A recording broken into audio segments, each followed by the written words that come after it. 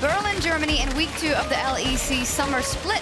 With 3 games in the books for each team, we're seeing some of them rise, but also a couple performing below expectations. And 2 lineups that are looking to bounce back are the ones you see on screen here, Splyce and Excel, who face off in our first game. Hello everyone, I'm Sjokz, joined by Ender, Foxdrop, and Froskurinn. I knew I was going to do that, I still did it. Froskurinn and Ender. Hello guys. I'm always the third wheel, whether it's Medivedi or Froskurinn. Who are you? Oh no. Ender, come on, dude. Hey, thank you all for joining me. It is day 2, a very exciting day 1, I should say. And one of the very exciting things that came out of that day was the announcement that we are going to Athens for the summer finals. I'm super hyped. I've personally never been to Greece for an esports event or for a League of Legends event, and I know the community is very fired up, so can't wait. Yeah, it'll be my first time over there too. Yeah, have you ever been to Greece? No? No? No. No? Okay, Fantastic. No, never. No, Never. cool. That's the only reason we're going. Exactly. Just for us to get to go and experience it. All right, it's of course for the teams, and this is what the summer is all about fighting to get to Athens and to get to Worlds, and that is what all the teams started with. But before the split, we set the expectations for each team based on their spring performance, their lineups, their changes between the splits, but some of those things may have changed. And with 3 games played for each team, we wanted to take a look at some of them and where needed, adjust expectation for their performances, because I think we all came into the summer split with certain ideas about teams, but you really don't know how they're going to perform. And the first team that I want to bring up is the 7-time champions Fnatic. They are right now the 2nd best team in Europe, even though they have the same scoreline as G2 Esports. And I want to know if that is along the lines of your pre-split expectations for Fnatic. Yeah, I mean, while they disappointed, I think, in the semifinals last split against Origin, they were on a rise, a significant rise towards that second half of the split. So I think I was hopeful for them coming in, but the way they're playing is different, and it's still very good. But this was a team that used to be so much focused around getting bot lane, getting reckless ahead, and they've changed things up. They put a lot more focus now on working with Nemesis and having Broxah gank him to let him snowball. It felt like it was more of like a cohesion thing in the sense that, you know, I think a lot of people will point at Bwipo as the underperformer. I don't think I necessarily agree with that holistically. I think the bigger issue is that Fnatic kind of conformed themselves into, this is how we play League of Legends, and this is how we think League of Legends should be played, and getting everyone on the same page versus someone underperforming or then overperforming or kind of getting back into shape, if you will. In terms of expectations, I think it's always hard when you approach Fnatic because it feels like a constant moving goalpost, if you will. Like, if they're not kings of Europe, like that's almost not good enough when your name is Fnatic. Yeah, well, that's the word you used was disappointing. I think no one else is more disappointed than Fnatic themselves. Like, if they're not the Kings of Europe, they're not happy. Disappointing semi-finals. Broxah as well has his now sub brought in with Dan. That's laying a bit of a fire onto him. And I think that's what Fnatic are going to be using in the summer to kind of prove to themselves. You know what? Not happy with how we finished, but summer split's what it's all about. And I also really want to focus on kind of their most recent game against the likes of Origin, because we saw them in a best of 5. Origin got the better of them. They then went 0-6 versus G2. But I think that this best of 1, people will look at the recency bias and be like, okay, Fnatic won the most recent best of 1. Clearly, they are the 2nd best team in Europe. And I actually disagree with that. Like, there's no way that Origin fall prey to the same maneuver where you have the Shin, like very creative from Fnatic, to put the Shin into the mid lane to make sure that they can get a really good matchup into Aatrox, you know, leaving that power pick open and then punishing it. I'm curious how many more kind of tricks up Fnatic's sleeve that they have, but I cannot wait to see another best of 5 between these 2 teams to really solidify who is the 2nd best team, who is within touching distance to G2 between Origin and Fnatic. Something that I heard a lot in spring was also Fnatic, they only play in one way and they play a lot towards bot. From also what you're saying, it seems like everyone's on the same page, but does that then mean that they have so much more in their arsenal, or are they playing the one style better? Which one is it?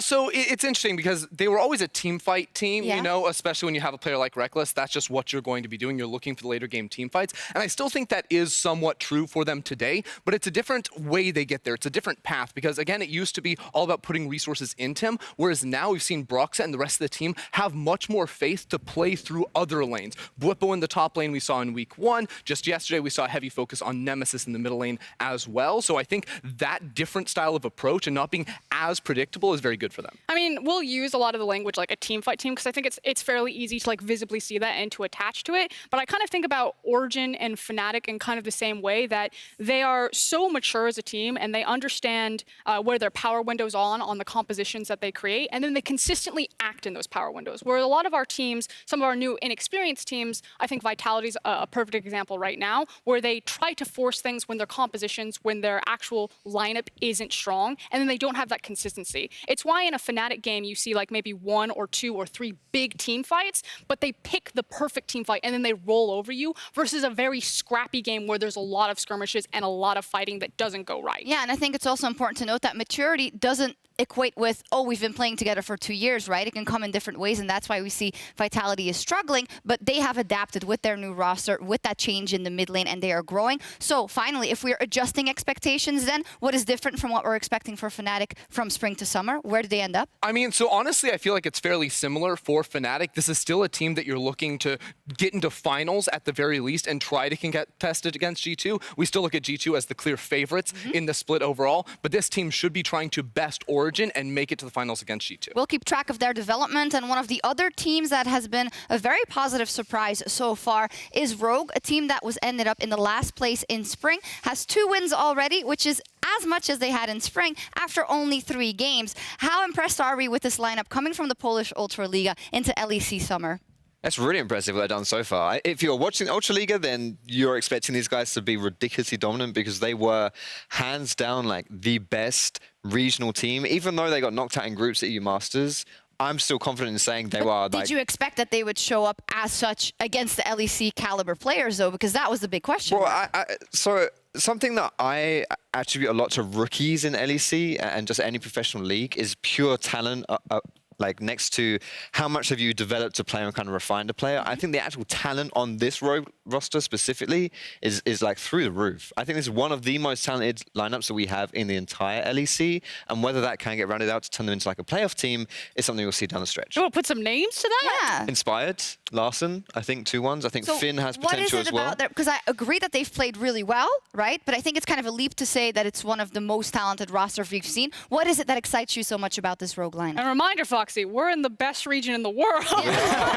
We are. Well, I just think from a pure talent and like the P word that I'm not sure I'm allowed to say, but potential. Yeah, I'm not you allowed can say it. It's all I just think like having watched these guys play against kind of regional league opposition, I think when you stack them up against people, when they have the confidence that they know that they can kind of perform, yes, doesn't always translate when you then go up to the next level, when you go into the LEC, but I think just the way these guys play, the way that they read the game and the very cerebral approach that they have to playing League of Legends is something to me which really stands out, specifically in Inspired and in Larson. Yeah, that's the key thing that I'm glad that you brought up that I really want to gravitate towards is a cerebral approach. Normally when you see a team come with like a bunch of inexperience, they kind of rely on muscling through. You know, Outplaying, think about like the SK self-made mentality of like, I am so good, so just put me on the carry and I can force games and force victories. Rogue are not like that. They have the talent that they can keep even with some of the first 3 matchups, the tape that we've seen,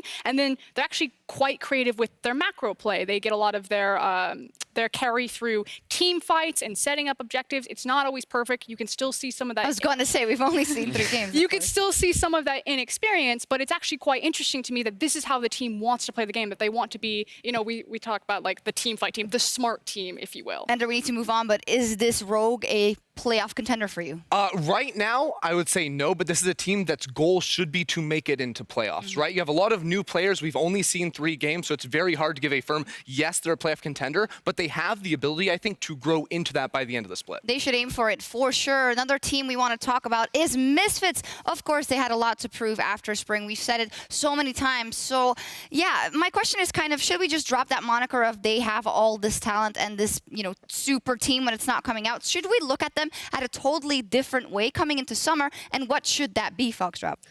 I'm not ready to give up on them yet. Okay. Not to give up on the name. The names are just too big for me. I really think so. You know, you got Soaz, arguably the best European, perhaps even Western player of all time as far as his achievements have gone. You know, when you have Febiven, who achieved a lot, like the FLICKR killer when he was a rookie on Fnatic. Gorilla as well was probably the biggest like The keyword import. here is was. Yeah, precisely. But I'm still living in the past a little bit. Okay. So this was Oh, only. that's a tweed jacket. What the hell was that about? Okay, Whoa.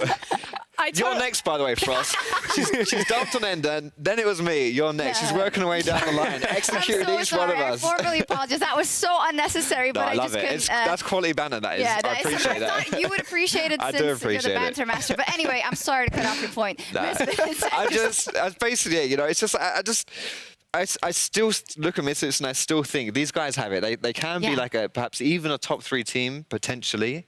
$1 million question. Could be. $1 million question. We saw Kure in the lineup. Again, 1 game sample, his favorite champion. Fantastic start. That game was basically donated to them. Is this the guy they're going to have to do it with? And is MaxLore not in this equation for you? I have so many questions about that. So used to work as a coach, and in my experience, like, I 100% would love if Misfits came out in the open, gave some interviews with the players, and were just like very transparent about internal communications. In my experience with other teams, when you have a situation like this, it creates sides. That teams, management, players, whatever they say, I like this guy better, I like this guy better, and you start creating a tally. And if we say that Misfits have so much superstar talent on that lineup, you know, what the hell is holding them back? What the hell happened in spring? It seems to have maybe turned around for summer. Then you have to think it's internal issues that they're trying to clean up. And I think when you make a swap like this, if it's not handled in the most delicate, professional way, it can just cause everything to burn down. And so I'm super curious if it's all like kumbaya, everyone holding hands in the game house, or if everything's going to be on fire. I mean, when I hear Musi come out in an interview and say it's different communication styles between these 2 junglers, that immediately sets alarm bells off in my head, because I usually don't think there's like different like versions of communicating. I think there's a better one for your team and a worse one for your team. So when Kure comes in, he brings a better communication style. He also performs in game 1. Yeah, I say he's going to stay in, and I would be surprised to see MaxLore return anytime soon. Wow. Okay. Well, we'll have to see. Obviously, we have to trust the process when it comes to Musvi and his team and Misfits, and we'll be a lot the wiser today because Misfits is playing with Kure against OG. But the last team I want to talk about when it comes to expectations and resetting what we expect from them is Team Vitality. The team that has now lost 9 games in a row if we include where they left off in spring.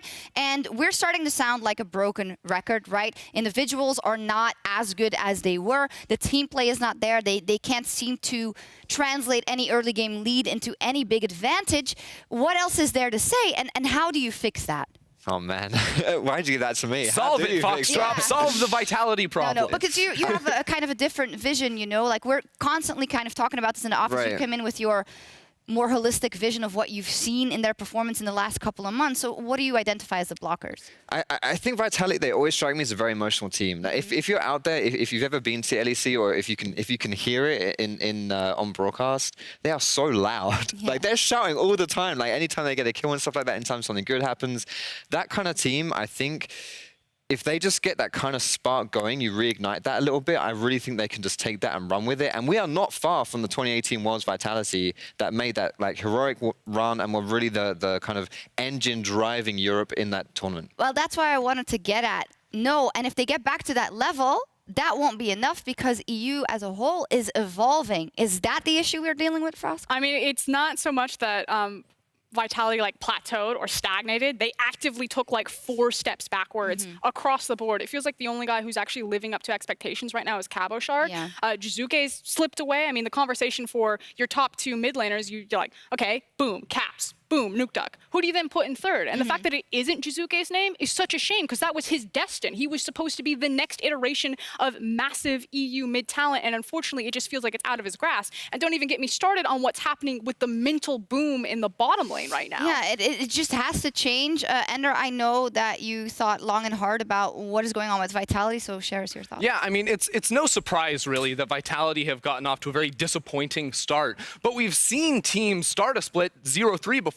Yet it feels very different with Vitality. We expect more from this team. Barring the one single change in their roster, this is the same team that impressed at Worlds last year.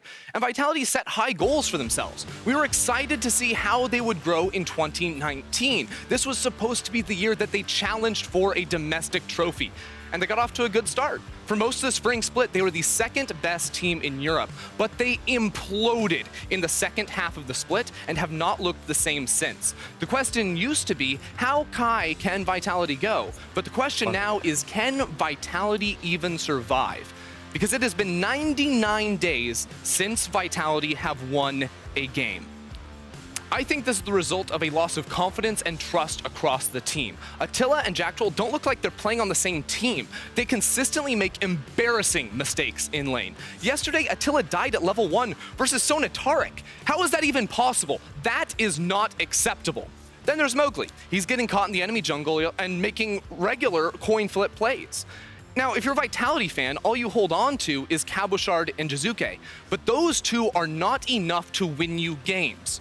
We've seen Vitality struggle before. You know, they came into Summer Split last year hot and then started to fall off. So they made a change. They brought in fresh blood with Kikis for a new perspective, a new team dynamic. When things are looking down, sometimes all it takes is that one change. And if you pick up a win after that, everything starts looking up. You get your confidence back.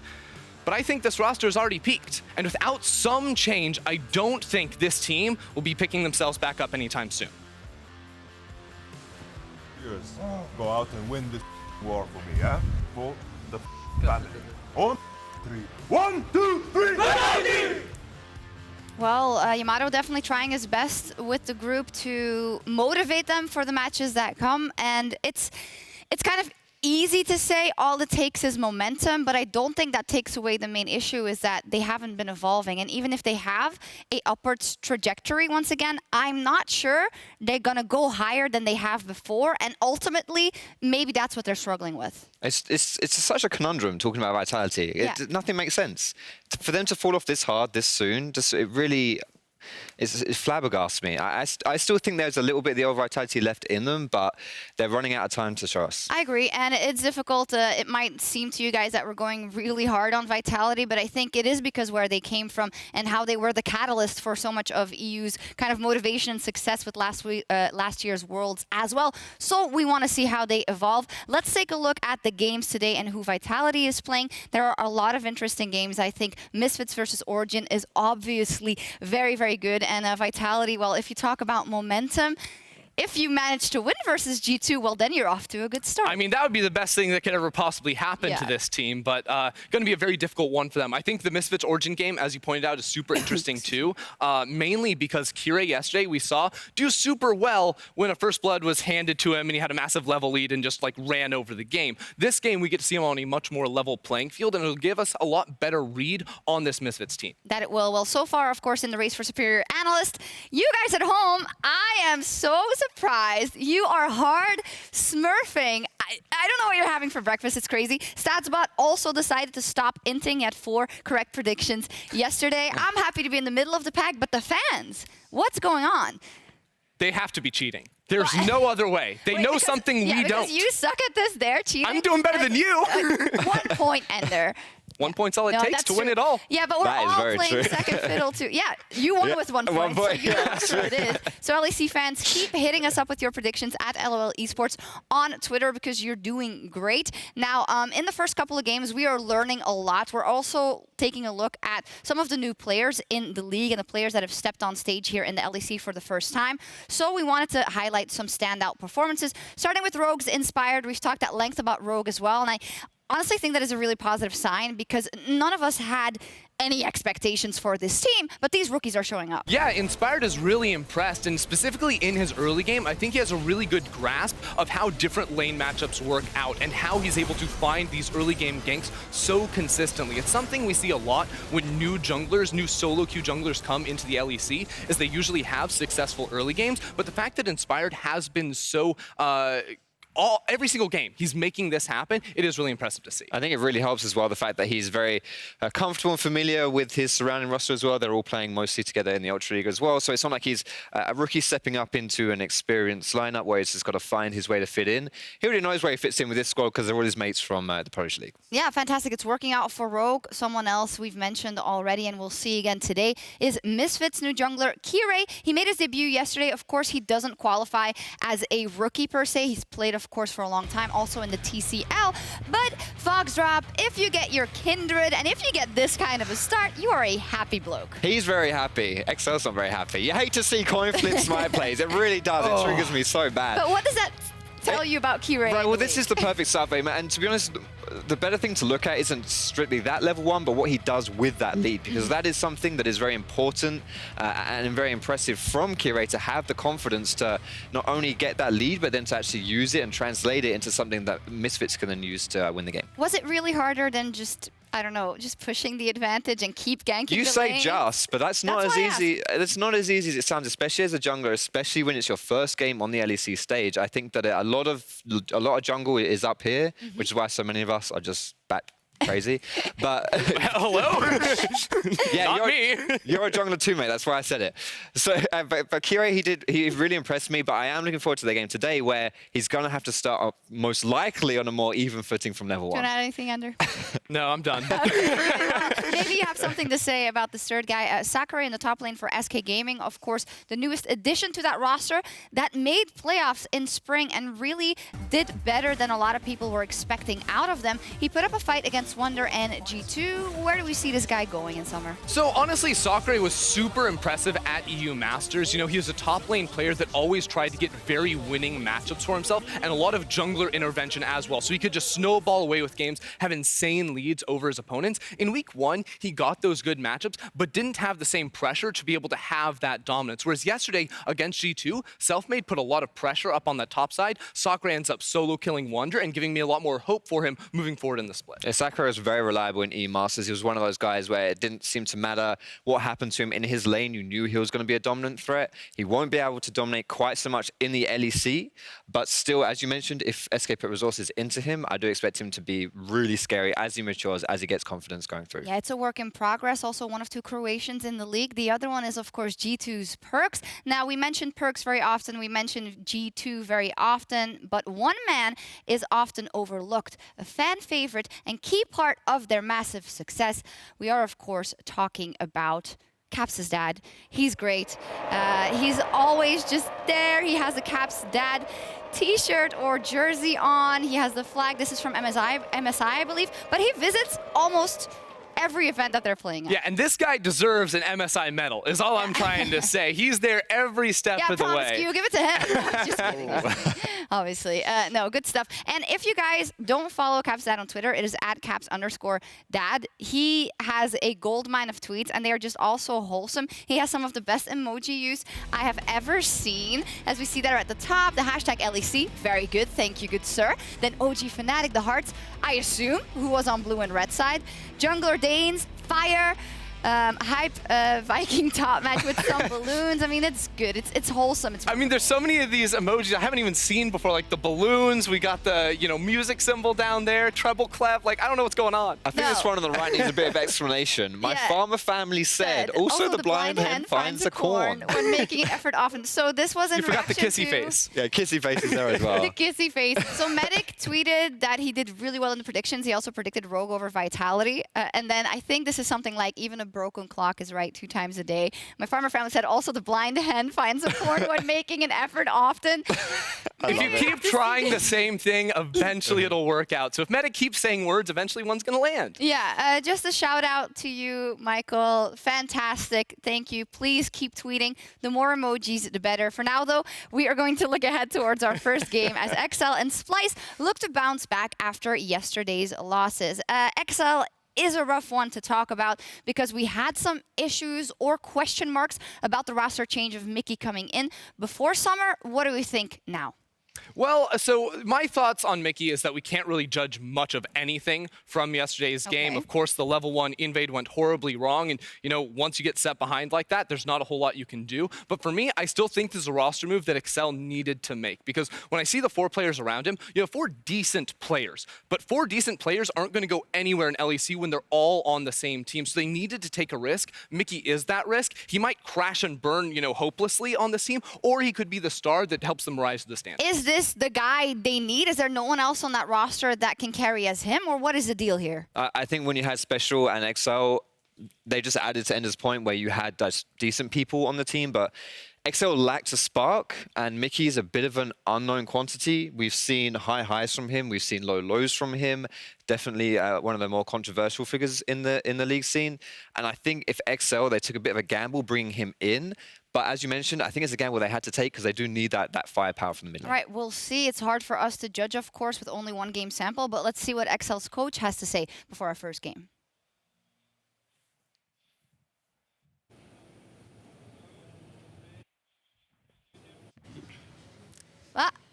Not that much. I think it's coming in a second. That was some incredible insight, though. It was. I feel like I learned a lot. It's actually ready now. Here we go. Thank you very much, Sjokz. Laure here, and joining me today is DLim, the new coach for XL, previously with Schalke, with Team Liquid and Clutch Gaming in NA. So how is this new challenge for you? Can you tell me about it, your experience as a whole? I really like the challenge of working in Europe. I think the players are much better here, and it's actually just so much more fulfilling as a coach to work in Europe because they're very driven, and I've just been loving it so far. Really glad to hear that. Although you didn't have the best start yet, still looking for a win. We know it's not very dramatic yet, but we also know how important these very first wins can be on a psychological aspect. So how is the team right now? So obviously it's a little bit disappointing, especially how we lost the games, but I think the team is actually surprisingly in pretty good spirits. I think Mickey is actually, he's actually joking about it. He's like, hey guys, like, we can still win, don't worry. And he's actually helping the team. And he's only been with us since the end of week 1. So I'm pretty happy with how the team is. Obviously, I'd be happier if we had wins, but we're not in some dire state as of yet. I agree. And you'll be looking to get the first big W today against Splyce. Is there any insights you can give me on your prep against the team? Beat them in the early game. Beat them in the early game. Yeah, that's the right message. Thank you very much for joining me. I'll let you get back to the team, and good luck for the game. Now back to you, Sjokz. Well, good stuff. I'm going to go out on a DLim here and say that it might be hard to beat Splyce. No, you have to like let it go. Otherwise, it becomes too obvious. I really liked it. Okay, great. He's not giving too much away, and I think he's doing exactly what his job is in interviews like this, right? He's not going to come out and say, it was horrible, these are the worst game we've ever played, there's no future here. I think this is what he has to do. It's good to hear that the atmosphere is good. But will it be enough to beat Splyce? Because even though Splyce lost to Schalke yesterday, I'm not ready to say that, all the hype is overblown or whatever. I believe in Splyce for this split, but we do have to see some more consistency out of them, as is always the question. I mean, if we're looking at yesterday's game, ultimately it was so much about big 5v5 team fights, and I felt like Splyce were very competitive throughout. Ultimately, it came down to draft for me at the end, where they couldn't seize their windows in the mid game where they needed to be able to in order to take that win, and it came down to some crucial team fights that unfortunately they're on the losing end of. And what DLim said in that interview where you have to beat Splyce in the early game is very much stylistically how Splyce have been so consistent against teams in the lower end of the table in the LEC and in the EOLCS when that was a thing as well, because they are very good at not losing games early and then taking it to those team fights and having superior execution, sort of like we saw yesterday, except they just didn't quite have the firepower needed to beat. Yeah, because I would also say we've seen development out of Splyce is that even like yesterday when they didn't have biggest lead or a lead against Schalke, they were super competitive in these team fights and actually almost turned that game around. One of the guys who played out of his mind yesterday was Chachi, and it is risky because you can't always want to rely on that move or on your top laner kind of solo turning these things around, but I mean, it's good to know that he can do it. Yeah, I mean, there was like a really cool play here. This one around the Baron where he TP's in a little bit late. I hope we actually get to see the play here. Yeah, because he actually sits back in the wings and uses that ult to turn it around right at the very end. It's a super cool play where Schalke didn't actually see him in that bush because of a control ward that was placed earlier, and it sets up for this massive AoE. Yeah, and also outside of Chachi, Splyce played those team fights very well, but this was hard for them to fight into this game, and you don't want to find yourself in that position. So is there anything we can call out that we want to see in immediate development that is going to make Splyce better? Look, Splyce is a playoffs team, consistently, yes, but they're not able to break into that top 3. It feels like they're always looking from the outside in, and the player that needs to improve most for me is Humanoid. Yesterday, he had an abysmal performance on the Aurelia, even in their win last week on the Sylas. He went 2-0-0 out of 15 kills that his team had, so I think he can have a much larger impact on these games, and he will be the player that has to improve if they want to break into the top 3. Yeah, Mickey's on the other side of the rift today, isn't it? So that's a pretty spicy matchup to watch. Yeah, I think it's awesome because Mickey, of course, is going to want to prove all the haters wrong and say, hey, I can bring something to this team. And on the other side, he has a rookie Humanoid who also wants to show that he can get Splyce to that next level. We're starting today with XL versus Splyce. Let's hit the rift. Thank you, Sjokz. Good afternoon. I'm Dracos.